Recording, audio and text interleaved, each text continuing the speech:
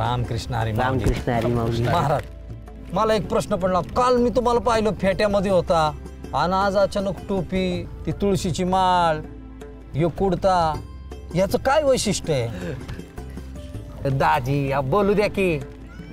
हा, विचारलंच पाहिजे. काल आहे ना ज्ञानेश्वर महाराज, तुकाराम महाराज यांच्या पालख्या आहे ना आनंदानं प्रस्थान झालं. हो. आणि मग त्या आनंदात आपण पण जसं नटून थटून जातो तसं मी नटून थटून काल फेट्या घालून आलो होतो. मात्र इतर वेळी वारकरी म्हणून आपण चालतो तर मग काय टोपी घालतो, गंध बुक्का या गोष्टी कायमच आहे. आणि वारकरी कोण? ज्याच्या गळ्यात पवित्र तुळशीची माळ आहे. देवाला काय काय आवडतं माहिती? विठोबाला अति प्रिय आवडे तुळशी बुक्का, तैसी प्रीती करी भोळ्या भाविका. देवाला काय आवडतं? तुळशीची माळ आवडते. तुळशीची माळ हे समर्पणाचं प्रतीक आहे. बुक्का जो आहे ना, बुक्का हा बुक्का सुद्धा काय आहे तर जाळलेल्या तुळशीची राख आहे. त्याच्यामुळं आणि हे परत काय आहे की डोक्यावर असणारा जो वारकरी गंध आहे हा देवाच्या पावलाचीच खून आहे.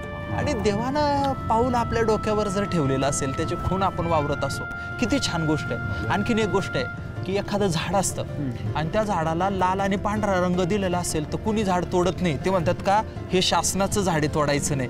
अगदी तसंच आबीर आणि बुक्का पाहिला ना की काळ आला ना तो म्हणतो नाही याला धक्का नाही लावायचा. का? कारण हे पंढरपूरच्या मालकाचं आहे. अरे वा. आणि म्हणून तुकाराम महाराजांनी एका ठिकाणी म्हटले की ऊर्ध्व पुंड्र भाळ कंठी शोभे माळ, कापीज कळी काळ तयाबेने. काळ सुद्धा या तुळशीला पाहून, बुक्क्याला पाहून, आबिराला पाहून घाबरतो. वारकऱ्याची, चांगल्या वारकऱ्याची काळावर सुद्धा सत्ता असते. तुम्ही टोपी म्हणाला, आता काय आहे की टोपी जी आहे ना ती टोपी ही मागच्या 100-125 वर्ष झाली आली. भारतामध्ये स्वातंत्र्य संग्राम सुरू होता आपल्याला माहिती आहे. आणि मग तेव्हा लोकमान्य टिळक, महात्मा गांधी वगैरे असे मोठे मोठे महापुरुष होऊन गेले. त्यांनी सांगितलं इंग्रजांची वस्तू वापरायची नाही, बाहेरच्या देशाची. कुठली वापरायची? स्वदेशी वापरायची. वारकरी पहिले असे की ज्यांनी खादीचे कपडे वापरायला सुरू केले, खादीची टोपी वापरायला सुरू केली. ही टोपी नाही गांधी टोपी पण म्हणतात. स्वातंत्र्य संग्रामाला पाठिंबा द्यायचा म्हणून वारकऱ्यांनी ही टोपी घातलेली आहे. बरोबर आहे. नाहीतर वारकऱ्याचा सगळा वेश जो आहे ना असा गेटअप बिटअप काही नाही. तो काय आहे तो साधा शेतकऱ्याचा वेश.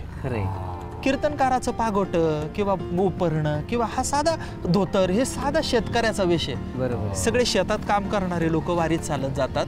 आणि महाराष्ट्राचा जर आपण विचार केला तर संस्कृतीचा प्रातिनिधिक पेहराव काय? तर वारकरी पेहराव हा महाराष्ट्राच्या माणसाचा प्रातिनिधिक पेहराव आहे.